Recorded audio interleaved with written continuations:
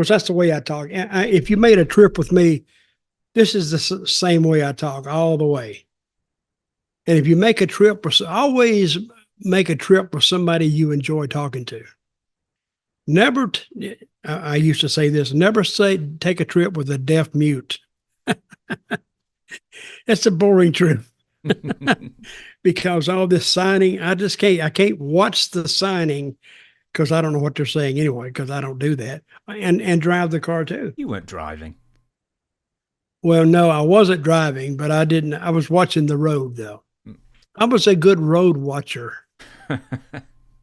Because I have ridden with guys. You think you're on a NASCAR track with them. Notoriously fast drivers. I'll give you 3 right now. Harley Race. Oh, it was like, my God, it was wow, wow. I always had fast cars.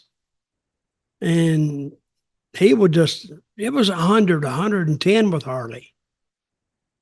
I tell you who else drove fast. Jerry Lawler. Just crazy driving down the road. I said, but he would slow down with me. I said, please, I'll pay you to slow down. Because he's doing like 100. For what reason?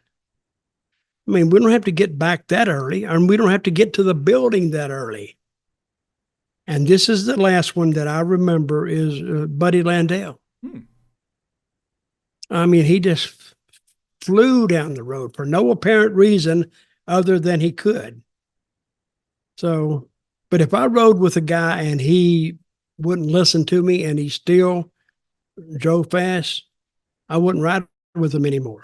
And that may have been the reason they went fast, probably to say, to get me to stop asking them, hey, are you driving tomorrow or what?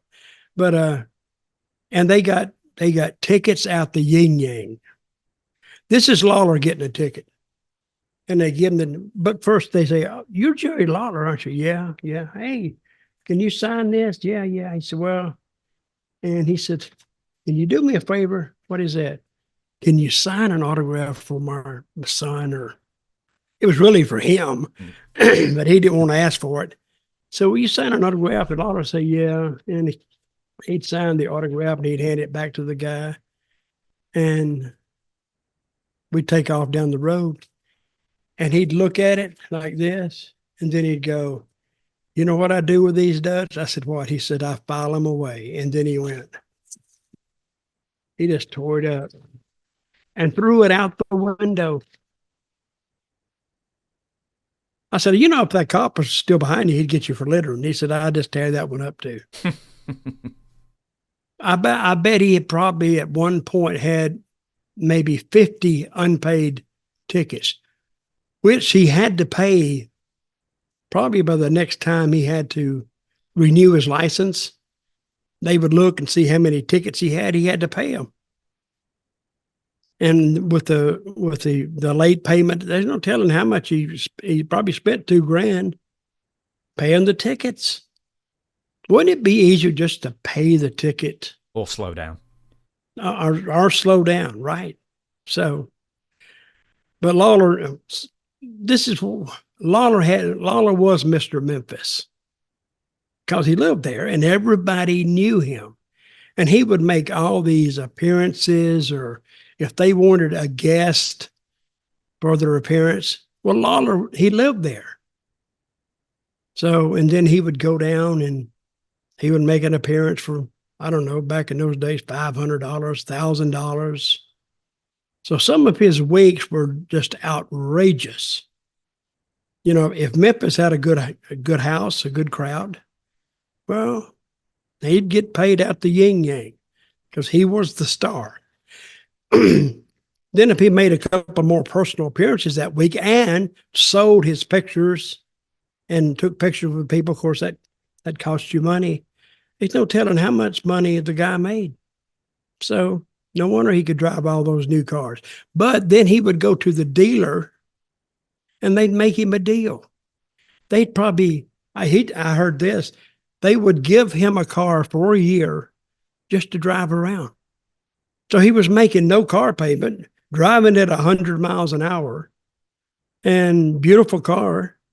So he was making money, but he did it the right way. Mm. But they didn't want any other wrestlers living in Memphis.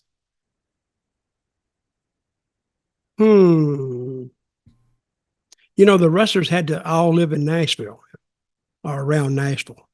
I don't know why, but no wrestlers could live in Memphis, and I don't know why. And then Lawler, he hated Nashville, just hated it.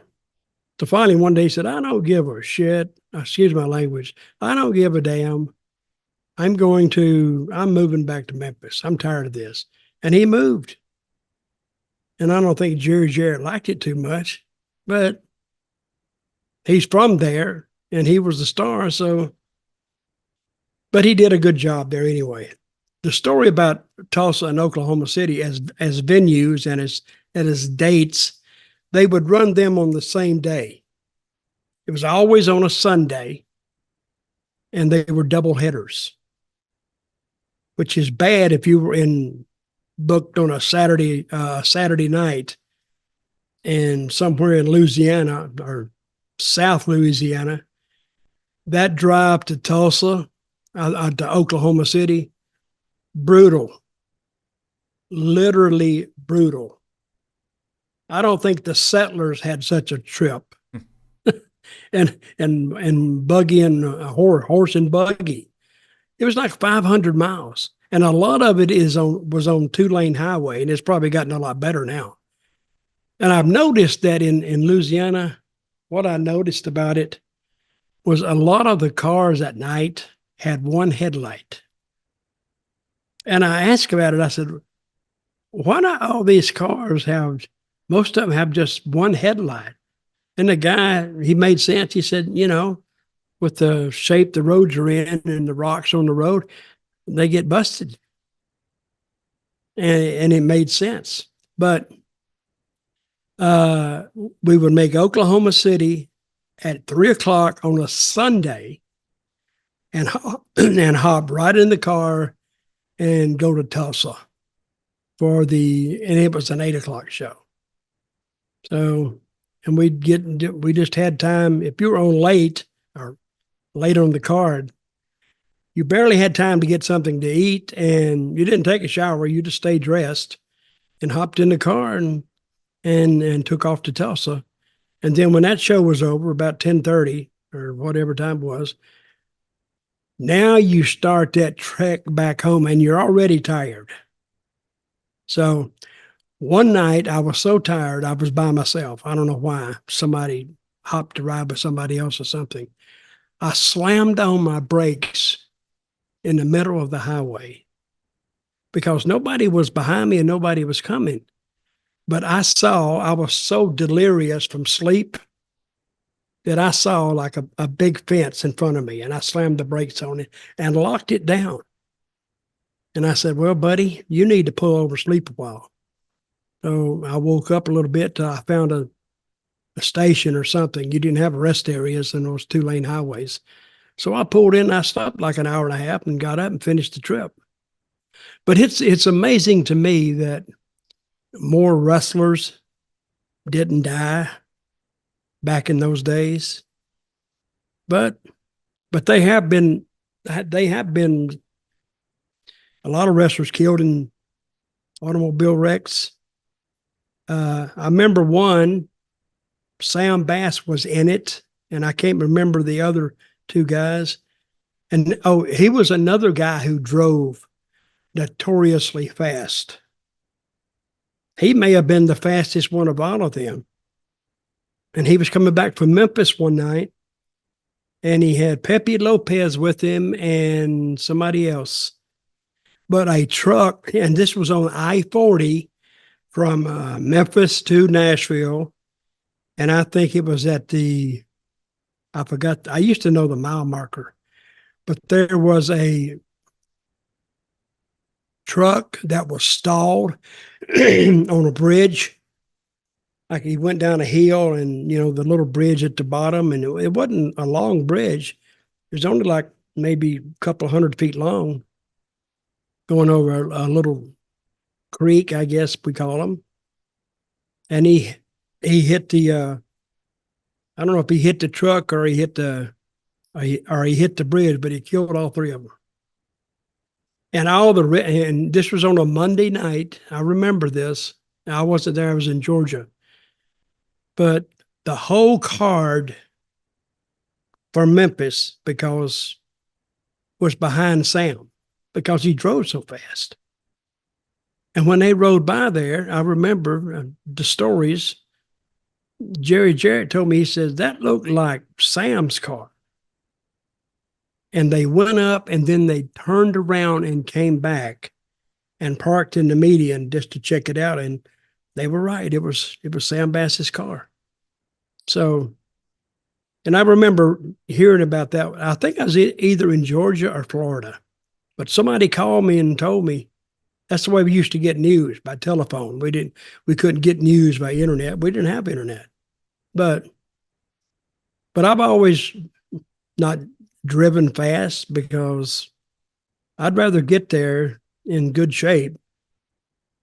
I mean, I would worry more about my car getting damaged than, well, I don't want to get killed either. But, and it's not to say these guys weren't warned. They knew what would happen if they had an accident going that fast. There's no way.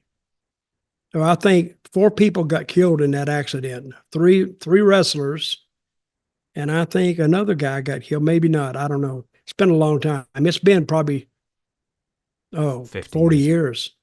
Maybe, yeah, 50 maybe. But 50 years. Wait a minute. Am I talking about 50 years ago? What the hell? What year was it? No, it had to be in the 70s. Yeah, it was 77. 70s, yeah. You got a date on it? I'm just looking now, so it's 40. Yep, 76. He died, so that's 48 years ago. Ooh.